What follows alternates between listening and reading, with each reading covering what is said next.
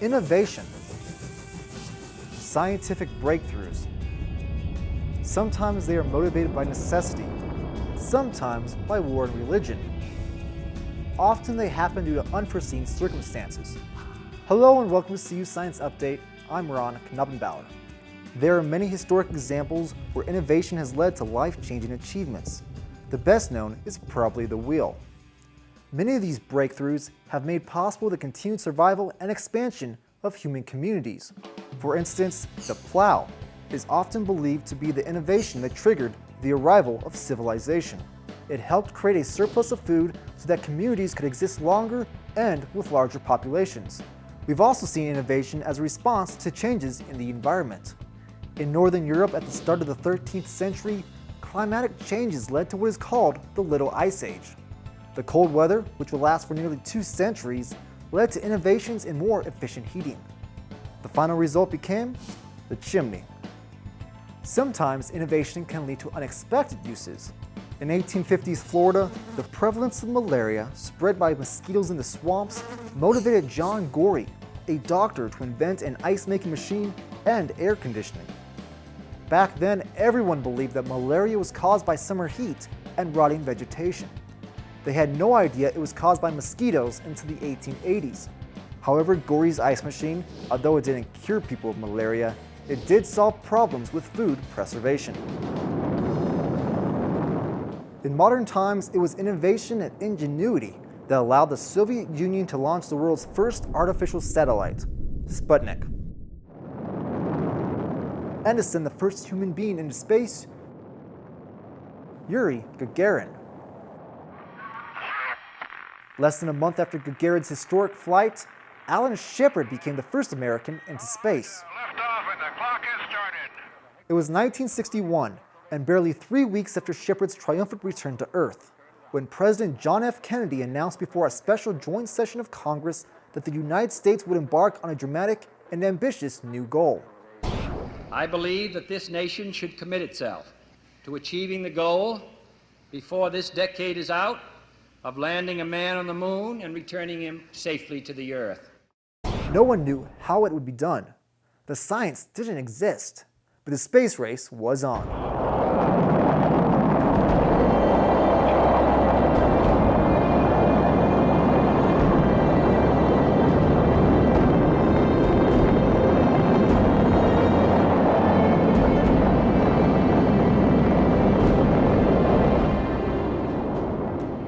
Kennedy's challenge led to the Apollo program, which not only beat the Soviets to the moon in 1969, it unleashed a massive wave of innovations and industries that created millions of jobs. It's one small step for man,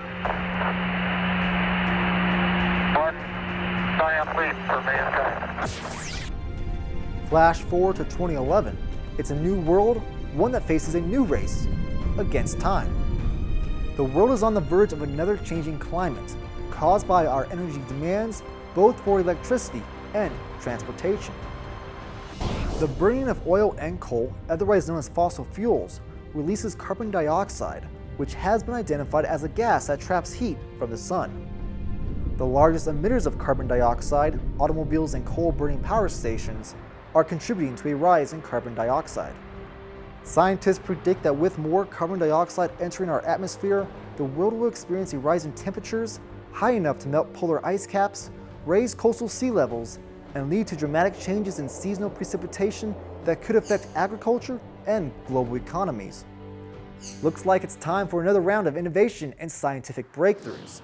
To mitigate the ever-increasing threat of climate change brought on by our growing dependence on fossil fuels, in 2011, President Obama issued a challenge during his State of the Union address to reinvent the country's energy policies and to encourage innovative ways to develop clean energy sources on a scale that we haven't seen since the Apollo program. We're issuing a challenge. We're telling America's scientists and engineers that if they assemble teams of the best minds in their fields and focus on the hardest problems in clean energy, we'll fund the Apollo projects of our time. At the California Institute of Technology, they're developing a way to turn sunlight and water into fuel for our cars. At Oak Ridge National Laboratory, they're using supercomputers to get a lot more power out of our nuclear facilities.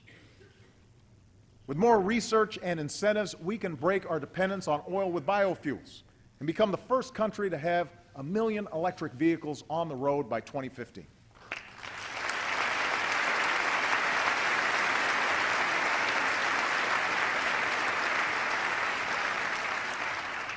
We need to get behind this innovation. And to help pay for it, I'm asking Congress to eliminate the billions in taxpayer dollars we currently give to oil companies. The United States is the top consumer of oil in the world, and China is the largest consumer of coal. As energy demands continue to increase, well, that's a lot of carbon being released into the environment. What we need are ways to capture this carbon and send it to special reservoirs for permanent storage. Science is coming up with technologies that show promise, identifying new materials that can be engineered to attract and trap carbon dioxide.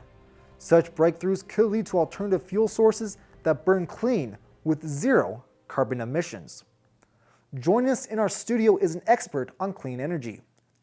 Doug Ray is the Associate Laboratory Director of the U.S. Department of Energy's Pacific Northwest National Laboratory and a recognized authority on the scientific challenges to decarbonize the global energy system. Ray has been focusing on the science of energy efficiency, renewable energy, climate change, and its impacts. His work also looks for ways to capture and store carbon dioxide emissions. Doug Ray was a participant at CU's 63rd Annual Conference on World Affairs, and he stopped by for a chat with CU Science Update's Beth Bartel. Let's jump right in with the 10,000 questions I want to ask. Okay. Starting with the session you just came from. You just came from a session called India, China, and the U.S. Competitors or partners? Thanks. Competitors or partners? Something like that. Yep. What was the most brilliant piece that came out of that? Most brilliant thing? So we got a question from the audience. It was a young woman, I'm guessing it was a student here, and she asked, so what do you think about the potential of, how's the U.S. going to handle the rising tide of China? And the answer by a guy to my left, Bill Clifton, I think was his name, was, well, you know, we could choose to use force. And I don't think my jaw dropped, but it felt like my jaw dropped. And there was later discussion about this. And, you know, the comment was, is that, well, we're not a particularly pacifist nation. And when things don't go our way, we often decide to do something about it. So he didn't think it was going to happen, but that was fairly stunning to me. Yeah, that's quite interesting. And was there a particular focus on energy? Was there Well, I think we probably, so one of these guys, Bill, knows a bunch about the big picture, and he spoke about the big picture relationship between China, India, and the U.S. The next guy spoke more about India in examples, and especially focused on innovation, by which I think he meant largely, you know, my definition of innovation is you take discoveries and you turn them into commercial products. And I spoke about my area of expertise and some knowledge about this is what's going on in terms of energy and environmental science and technology, especially between the U.S. and China. And so we did kind of find a crossover piece between new technologies, clean energy technologies, and the role of innovation. And so I guess that was probably, if there was a theme, that's probably the theme that came forward. And part of that has to do with, China's science and technology enterprise is just growing like mad. They're training lots of students in these areas, and those people are, the society's opening up, and you start to feel the better opportunity for those students now coming to be professional engineers and scientists to be freer with their ideas, and how's that going to open up, and what's that going to create. And so there was a lot of the discussion in that arena, and a realization that, you know, in 20 years China will become the biggest economy on the planet, certainly, maybe sooner, maybe a little later, but probably not. And what does that mean for us? And a couple of good questions about education, so it did actually have that cross between clean energy, technology, and more broadly innovation. And in 20 years, who are going to be the main innovators? That is a really good question, right? I mean, we, the people in the United States, have a great history of that. part of the reason I believe, part of the reason that we have that history is we've welcomed immigrants. We've welcomed people from other countries. And so one of the topics that came up, which was pretty interesting as well, we're still training lots of students not from the US, especially graduate programs in science and engineering, but yet our immigration policy doesn't let them stay here if they want to. I think they pretty much have to have a job. And it's not uncommon for people to finish their college degrees and kind of try something else, and maybe go be a ski bum or something for a little while. All of which is fine, great. But we don't allow that flexibility for the immigrants, because if they don't have an employer who will sign them up for a green card, they mostly have to go home. So we're training them, and we're sending them home. That might not be the wisest thing for us as a nation. So. Right. Are we adequately training our domestic scientists? Oh, that's a really interesting question. You often hear, so I don't know the answer to that, right? You often hear about a shortage of scientists and engineers, but yet our unemployment rate's pretty high. So, and it's not zero for folks who have science and engineering backgrounds. So my laboratory, Pacific Northwest National Laboratory, we've hired in the last 3 years, we've had a net increase of nearly 1,000 staff, 2/3 of which are scientists and engineers, 1/3 are other people that are essential to make the laboratory work. And well, in certain areas there are some challenges. Computer science is a challenge for us. We do a lot of work on technologies and associated with nuclear nonproliferation, and that requires people to know something about radiochemistry and nuclear chemistry. And the U.S. doesn't train very many people in that area, so that's a hot commodity in a very narrowly confined area. It's the government who employs those people. It's not really the private sector so much. So in certain niche areas, we're probably in trouble, but more broadly, I'm not sure. I think the bigger challenge is science literacy for the broad population. I think we do a pretty terrible job of that, frankly. The last time I saw the statistics, 50% of the people in the United States didn't believe in evolution. And frankly, this blows my mind. That tells me that 50% of the people in the U.S. are not evidence-driven, because the evidence is incontrovertible. Similarly, the evidence for climate change is, frankly, that humans are causing climate change is also incontrovertible. I mean, yes, you can find scientists who disagree with that statement, but you can find scientists who think the Earth is flat today too. So I was just going to ask you, why do you think scientific literacy matters? Why is it so important in your particular area, which has to do with energy, climate change? I think it's because as decisions are made as to how we're going to move forward, the United States we have not yet decided that we're going to put policies in place to, at least on a national scale, put policies in place to transform our energy system. I mean, the reason that 85% of our primary energy source comes from burning fossil fuel. And that burning of fossil fuel generates a lot of carbon dioxide, which in turn heats up the planet. And why is that the case? Well, because it's cheap. And it's cheap because we don't price carbon, for example. And the discussion about what are the right kind of, could we put in place clean energy standards that would move us as a nation in that direction? Well, I hope we do. But I think we as a population have to understand why that's important and understand that it is important. And until we do, our politicians will have a hard time. They have a hard time doing things that their constituents don't want them to do. I mean, if it's a little thing, they can hide it. But if it's a big thing that's going to maybe raise prices on something, that's a problem. Right. So just a small follow-up question to that then, how 20 years from now or 50 years from now or however many years it takes, how can we decarbonize? Well, so, I mean, there's elements of this, right? So I guess there are components of our energy system. You have to think about them a little bit separately. So right now, transportation is a significant fraction of the energy use in the United States, and it's 96% of the energy used to transport for vehicle transportation. And I don't just mean passenger cars, I mean heavy trucks and airplanes and stuff like that. 96% of that comes from burning hydrocarbons. Probably the future, the way you want that future to go, we can continue to improve efficiency on that. There's room for improvements in efficiency, and we should do those. And what's the other 4%? I think it's mostly biofuels right now. Okay. which although coal came from plants a long time ago, but we still separate them between fossil fuels and biofuels, meaning purpose-grown plants. But in the long run, you really want to electrify the transportation sector, at least the personal vehicle part. You probably will never electrify heavy-duty trucks and jets because of the energy content of liquid fuels is so much higher than the energy content you're ever going to be able to store in a battery. But for passenger vehicles and light trucks, you don't need that much energy density. You can make that work.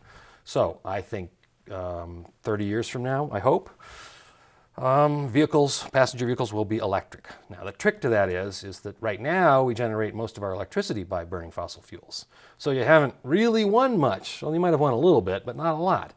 So what that really means is you somehow have to convert then the electricity has to be made in a carbon-free manner.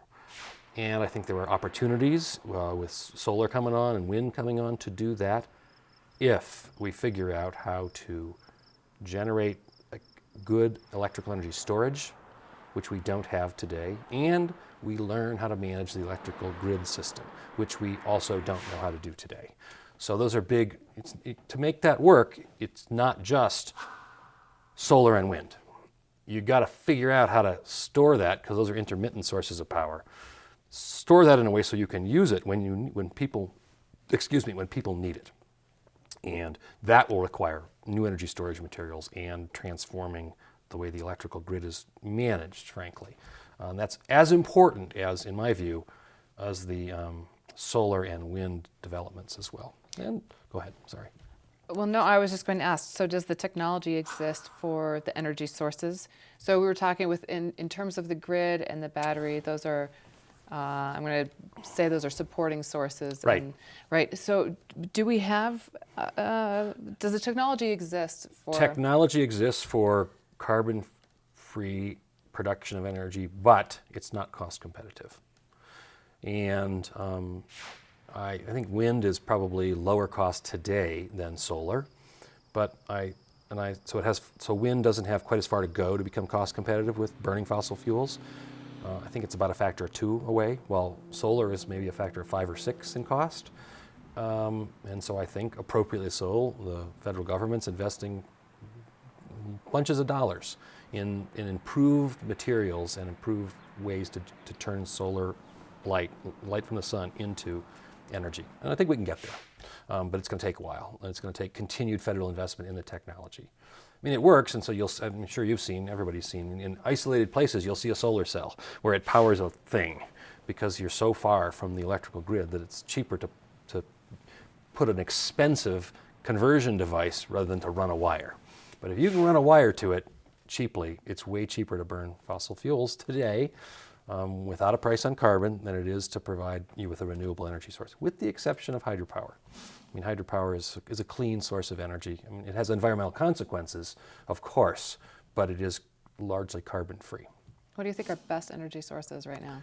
Oh, best. I don't think I can answer that question, Yeah. right? Because there is no silver bullet as we move forward. Truly, there's not.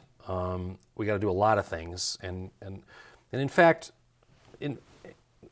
I think we've been hamstrung because for many years we've thought about how to answer that question, and I think the more appropriate question to ask ourselves as a nation is, what are the outcomes that we desire, such that we have a clean energy standard, right?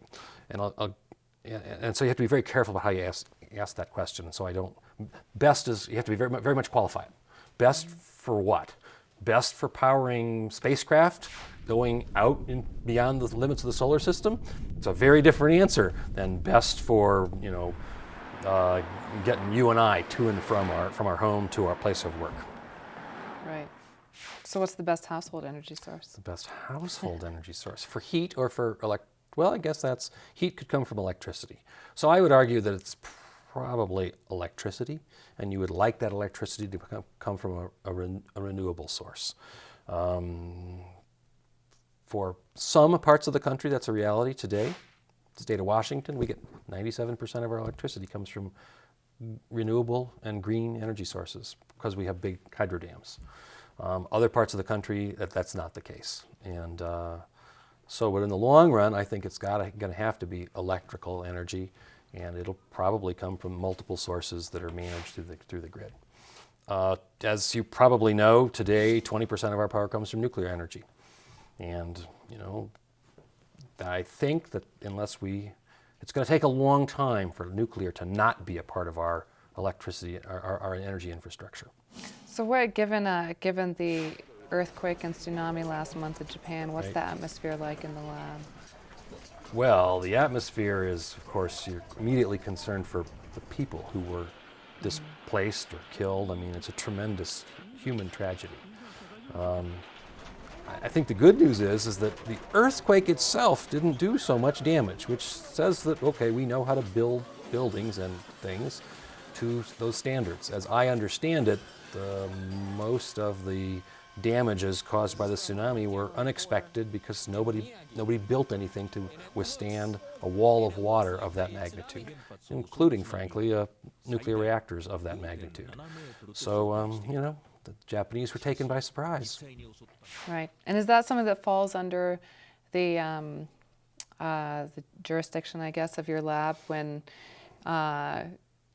with building of nuclear power plants in the U.S. Is your lab in charge of standards? No, we're not in charge of standards, Okay. right?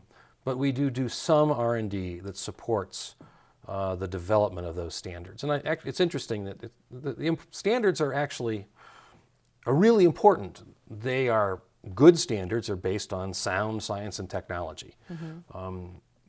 But the people doing the science to say understand how a material degrades in an extreme environment. It's important that core science be accomplished, but rarely are the people who are doing that science the people who write the standards. And that's fine, but the people who write the standards, I think, have to be trained, highly trained in some science or engineering domain, such that they can pull together all that relevant information and create those standards.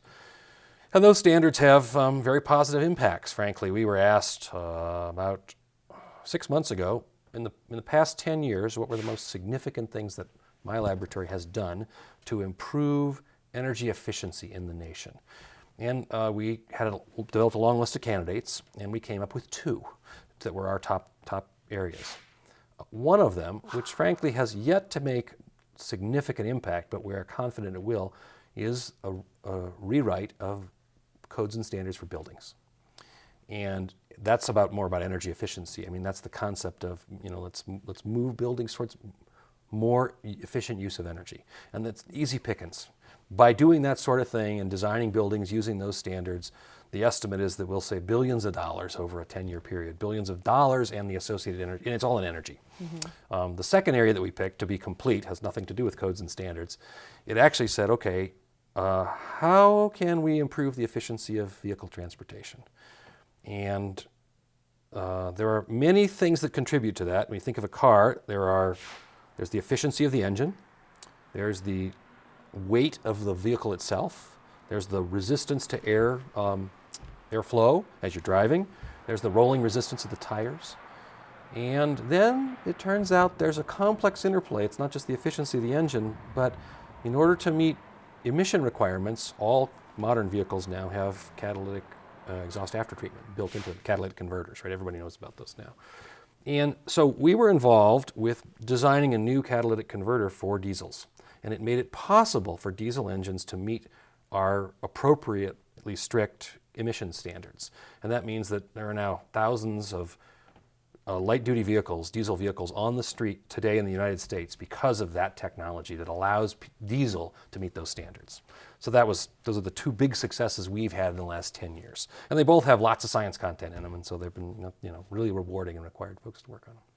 So we're just about out of time. Looking forward, what do you want your next big success to be? Oh, that's a really good question. I think, let's see, our next big success. We have 2 that we're focused on, and they go back to the earlier comment I made. I mean, we're focusing on developing the appropriate energy storage materials such that when solar and wind become lower cost sources of electricity, they can be integrated into the grid. So that's one of them, the appropriate energy storage materials. And the second, tied to it, is tools to enable the grid to be managed as a system, not as a collection of independent service territories, which is what they are today. The energy storage problem is it's a materials problem more than anything else. Managing the grid is actually a kind of an applied math computer science problem, because it's how do you think about this complex system and provide tools for operators to operate it effectively. They both are needed, and they have nice complementarity, but we're hoping those are the two big ones that we would move forward. That's great. I'm going to ask one more question just in case we have time to throw it in. So I asked this to another guest earlier. What one simple scientific, let me think of how to ask this, because now I can't remember. What one scientific principle would you want everybody to understand?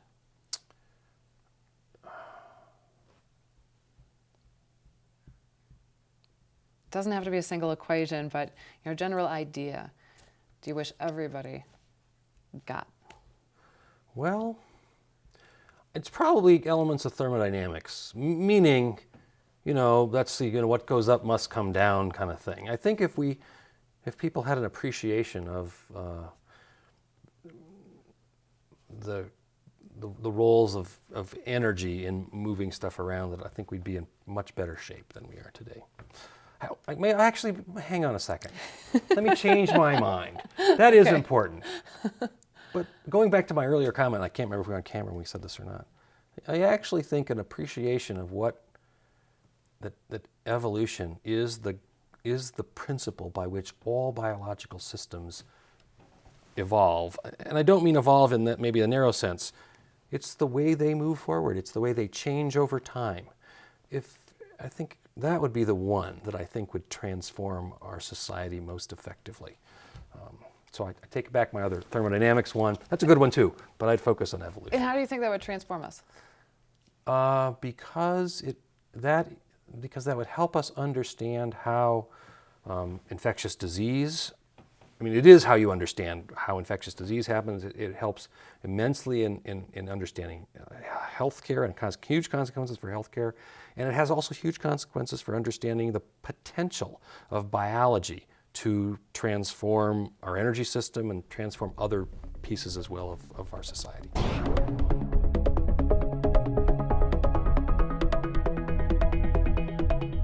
There may not be a single solution that mitigates our growing climate change problem, but using renewable and clean energy technologies that generate power at competitive prices while offering substantial public health, economic, and environmental benefits becomes an attractive option. California leads the country with landmark renewable energy legislation. Established in 2002, the Renewable Portfolio Standard positions California as a national leader in clean energy investments. In early 2011, Governor Jerry Brown signed one of the most ambitious renewable energy bills that will extend the current 20% renewable energy goal in 2010 to a 33% goal by the end of December 2020. 300 megawatts of new renewable energy in California has come online, with another 590 megawatts forecast to come online by the end of 2011. That's it for now from us at CU Science Update. We'd like to thank Doug Ray for joining us today. We still have one more show in our series for the Conference on World Affairs, so stay tuned. In the meantime, you can watch other CU Science Update episodes by downloading them from iTunes, or you can visit our website at cuscienceupdate.com. And don't forget to like us on our Facebook page. We'll see you next time. And the last one out of the room gets to turn off the lights.